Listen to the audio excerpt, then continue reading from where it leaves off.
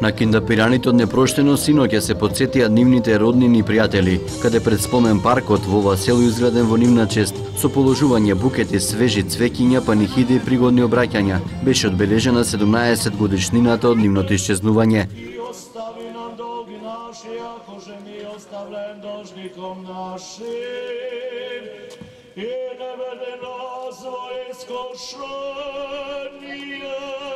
И ако некој мисли дека христијаните може да се замолкнат со убивање, тогаш тој сами од себе си се лаже.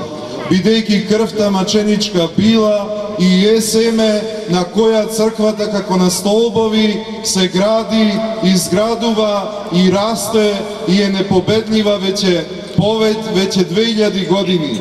Непобедлива работилница на Духот Свети, која постојано осветува и постојано постои, онака како што му рече и Господ Исус Христос на апостолот Петар.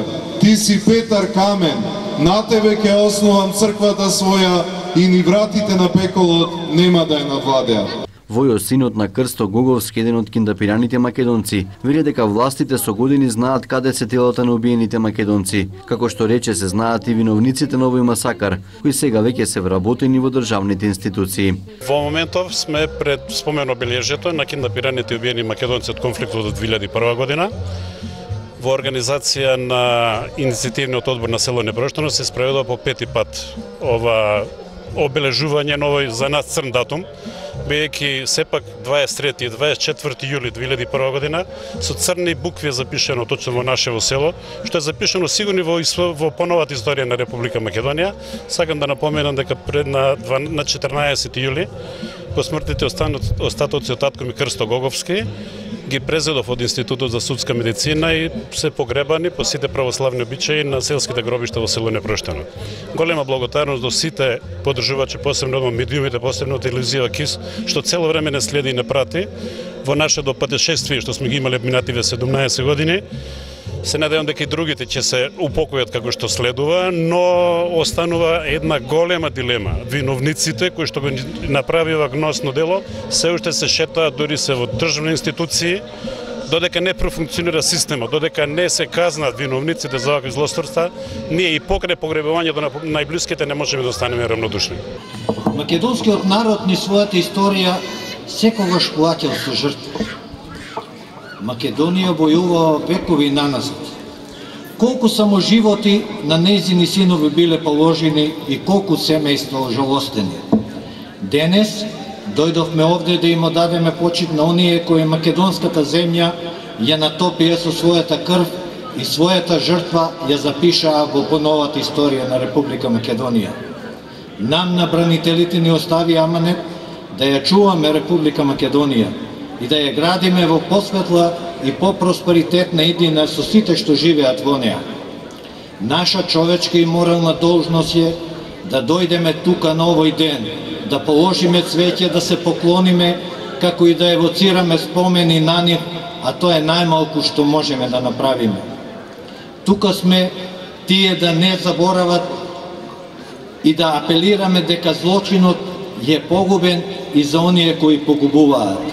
Пред присутните се обрати председателот на Светскиот македонски конгрес Тодор Петров и правниот застапник на семејствата на киндапираните македонци. Поминаа 17 години од војната во 2001 година. За жал тоа не беше војна меѓу македонците и албанците, тоа не беше војна меѓу православните и муслиманите, тоа беше војна за имплементација на определени глобални интереси на Соединетите Американски држави за своји сфери на влијание на овие простори. После дисолуцијата на поранешна СФР Југославија, Косово стана претворен на Бонстил, а Македонија претворена на калето во Скопје. Христијански е да се прости, ама да се заборави никогаш. Ајде јас да отворам душа. Значи, изминативе години, кога го водевме овој случај, за македонците киднапирани од конфликтот 2001. Навистина е жално да се држи панихида а коски да нема на луѓе. Вистината не излезе на површина, не дека некој не ја знаеше, туку затоа што не се сакаше. Ова беше првиот случај кој што беше даден на Хашкото обвинителство во Хаг за воени злосторства против цивилно население. Значи немаше тела, но имаше дело. Ако нема тело, нема дело, што е неточно, бидејќи, како што каже и претходниот говорник, имаше доволно докази од ова место каде се однесени луѓето. Во Институтот за судска медицина посмртните останки на Крсто и Васко беа 14 години, откако делови од нивните тела и на уште двајца киндапирани беа најдени во 2004 година во масовна гробница кај Непроштено, но семејствата не сакаат да ги подигнат роднините. Дел од нив не ги признаваат дека тоа се нивните најблиски, некои пак не се согласуваат да ги погребуваат само делови од нивните тела. За останатите исчезнати македонци се уште нема ни трага ни глас. Случајот со киндапираните македонци, познат како Непроштено, заедно со случаите водствено на затворање на Липковска брана и малтретирање на мавровските работници не добија судска завршница, откако престанаа кривично да се гонат одговорните за овие предмети по изгласаната амнестија во собранието во 2011 година.